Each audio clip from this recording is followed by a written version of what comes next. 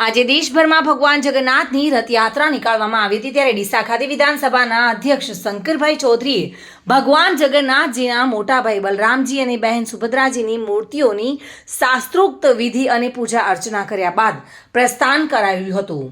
ડીસાના ધારાસભ્ય પ્રવીણ માળી સહિતના વિવિધ આગેવાનો ધાર્મિક સંગઠનો મળીને ભક્તોએ ધૂમધામથી રથયાત્રાને પ્રસ્થાન કરાવ્યું હતું। શહેરમાં જય જય જગન્નાથ, હાથી ઘોડા પાલકી, જય કનૈયા લાલકીનો નાદ ગુંજી ઉઠ્યો હતો। અધ્યક્ષ શંકરભાઈ ચૌધરી સાથે રથયાત્રામાં બહોળી સંખ્યામાં નગરજનો જોડાયા હતા, જેમાં ભગવાનના પૂજન અર્ચન કરવામાં આવ્યા હતા।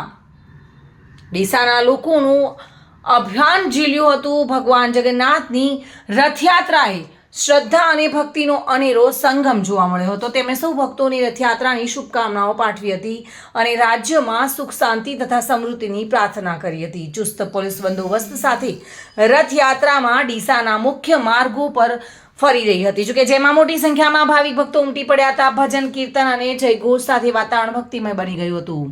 ઠેર ઠેર રથયાત્રાનું સ્વાગત કરવામાં આવી રહ્યું હતું, પ્રસાદ વિતરણ પણ કરવામાં આવ્યો હતો।